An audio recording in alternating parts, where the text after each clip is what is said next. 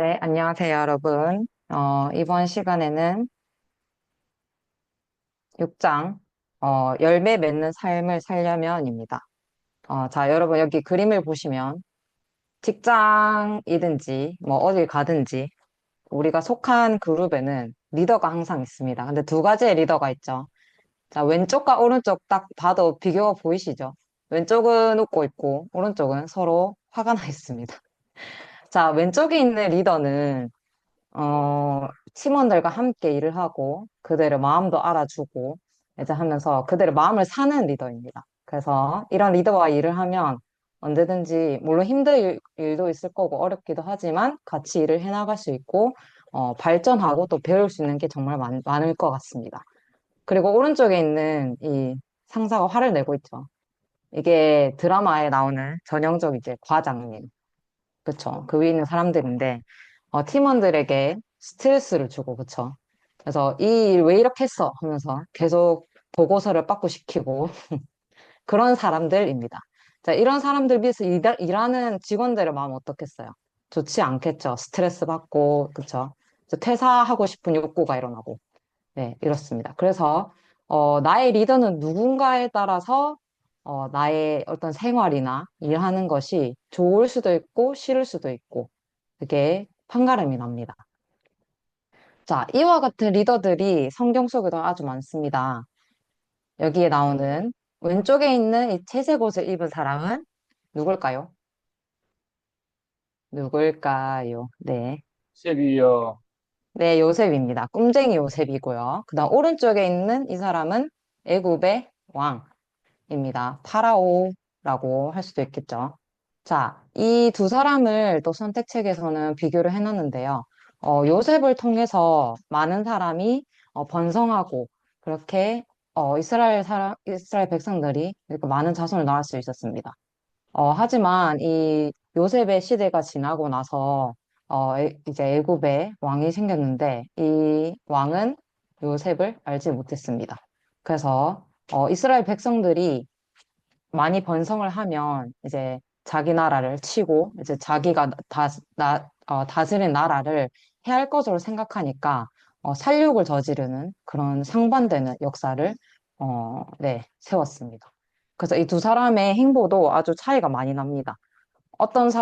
요셉이 리디였을 때는 사람들이 행복하게 번성을 많이 할 수 있었지만 애국 왕이 이 나라를 치리할 때는 많은 생명이 비참하게 죽었습니다.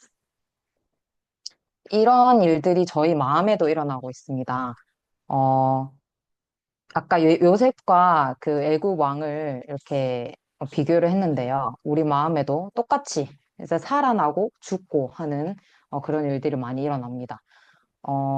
박 목사님께서 이 책 안에서 얘기를 해주시는 걸 보면, 목사님께서도 참 항상 자기 마음에 죄가 있었고 그 죄로 인해서 아주 많이 힘들었다, 괴로웠다. 근데 하나님 마음이 들어오니까 이 복음 때문에 어떤 일이 생겨도 그 하나님 주신 마음 때문에 항상 즐겁고 행복했다라고 얘기를 하십니다. 그래서 이 그림 보이시는 것처럼 하나님 마음이 있는 나무, 있는 우리 마음은 이렇게 열매를 맺을 수밖에 없고 참 행복할 수밖에 없지만 그와 반대로 이렇게 옆에 있는 이 죽은 나무 있죠. 말라 죽어가고 이 나무는 하나님 마음이 없기 때문입니다. 하나님 마음이 없으니까 말라 죽고 열매도 없고 꽃도 피울 수 없는 그런 마음이 되었습니다.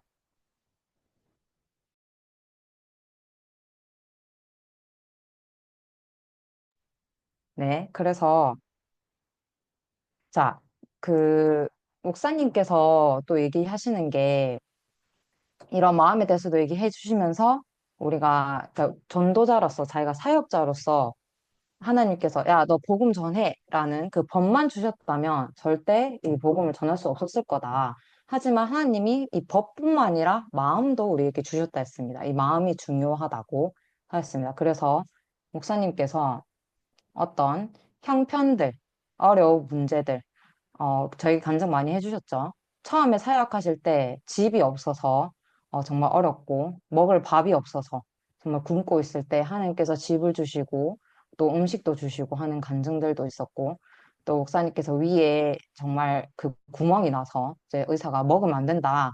그러면 죽는다라고 얘기했는데 목사님께서 형편을 이기시고 먹었을 때 나을 수 있었고 많은 문제가 있었지만 목사님은 항상 마음에 복음을 가지고 있으니까 이러한 형편, 어려운 문제가 전혀 문제가 되지 않았습니다. 그래서 복음으로 꽉 차 있었기 때문에 믿음, 기쁨, 행복, 소망, 감사 이런 것들이 함께 왔었고 다른 이 외에 다른 것들, 부정적인 것들을 전혀 들어올 틈이 없었다고 얘기하십니다.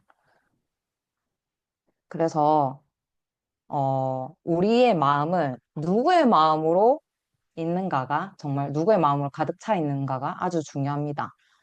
그래서 하나님 주신 마음이 있는 사람은 마음에 평안이 있을 수밖에 없습니다.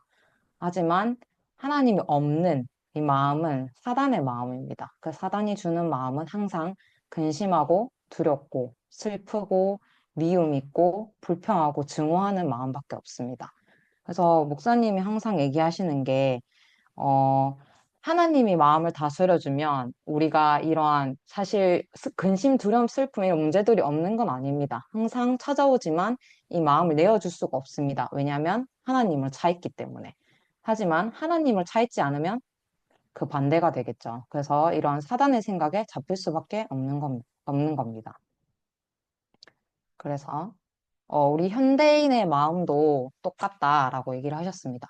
그래서 우리가 하나님에게서 받은 마음이 있느냐 없느냐가 아주 중요합니다.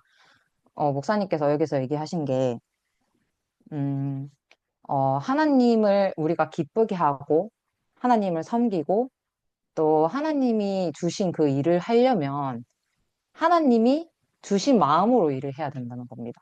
근데 하나님 주신 마음이 있지 않고, 그냥 내가 열심히 하는 마음, 내가 어떻게 해보려 하는 마음.